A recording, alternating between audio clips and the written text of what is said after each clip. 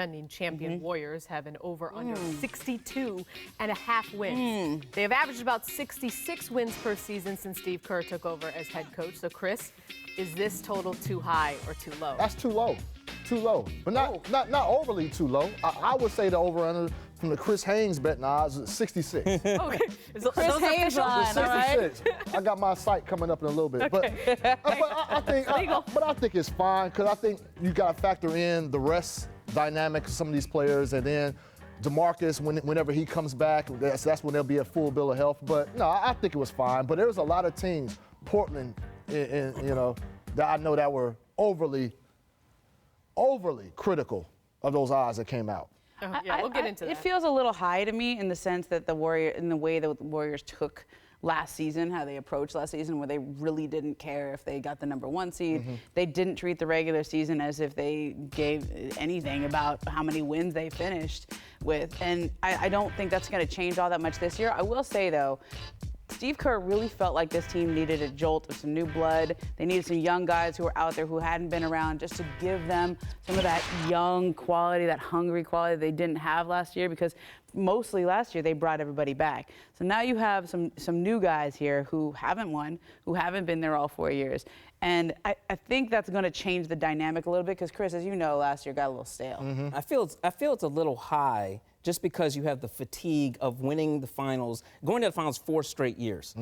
They will be motivated going into the playoffs, incorporating DeMarcus. I think DeMarcus gives them new blood, but the regular season's so ho-hum to them. I just think that they have that fatigue going on, and they're going to be rest. You brought rest, so I think that number's a little too high for me. But I think also they learned from this year. That's all this year was doubt. fatigue. Did they, can they get over the hangover? And look, they got 58 wins.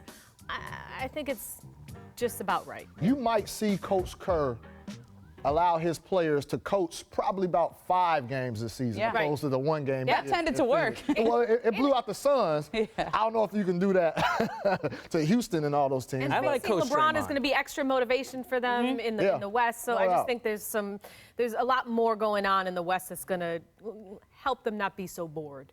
For lack of a better phrase. How about out east, though? The Boston Celtics, they have the second highest over-under total at 57.5 wins, trailing only the Warriors. So, Ramona, is that total too high or too low? I think it's a little low, just in the sense that the East is just not as good this year, and you expect Boston to make a jump, but for some reason Vegas doesn't want to go there. Like, they won 55 last year, so this is not that big of an increase. I know they have to work in, they obviously have to work in Gordon Hayward. They got to work in Kyrie for the parts. Which, to me, I don't think you can underestimate. Yeah, that is an adjustment period, but Vegas clearly wants people to take the over on that. Like, when you look at that line, that's Vegas begging people to bet the over. So I don't know if they know something we don't know. Well, they know that everyone's pretty much giving the East to the Celtics already. Yeah, and it's interesting because Vegas does know things that we don't know, right? Like, we knew about the Toronto thing, but they put it out there before most of us reported it, right? So there's something going on that they know about. Well, when I was in Vegas, I got to talk to Kyrie about this, and Kyrie basically talked about how excited he was, but also he cautioned that, look, while he's so excited about the depth of this team, first team and second team good enough to take on any team in the league, he also was saying it's going to take a while for them to mesh. It's going to take a while for Brad to figure this all out. It's also going to take a while for Kyrie to come back from what he came from. He basically had like a pick in his heart at one point to try and fight this, the antibiotics, the infections in his knee. So it's going to take him and Gordon a while to come back and feel back to where they were. All right. What a camera? Where I'm right here? Right here? Well, I'll go right here. Over there. Right over there.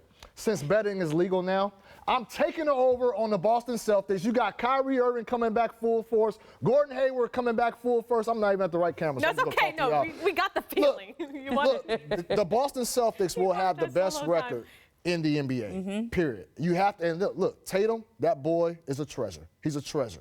He's going to be a star really soon. So I think there's nothing standing in their way. A treasure. There's nothing standing. There's not anything standing in their way from being NBA supremacy. That's not to say I would pick them to beat the Rockets or the Warriors in the finals, but I think overall in the regular season, I'm taking the under. 57 wins? I'm taking the over. The over. You sound like some of the people on 90 Day Fiancé when they're super optimistic. Oh my gosh. I'm telling you. I'm their significant other or treasure. Right I'm trying to make you rich. I'm trying to make you rich. There's your ISO cam right now. Hey, I'm trying to make you rich. Take the over. Boston Celtics.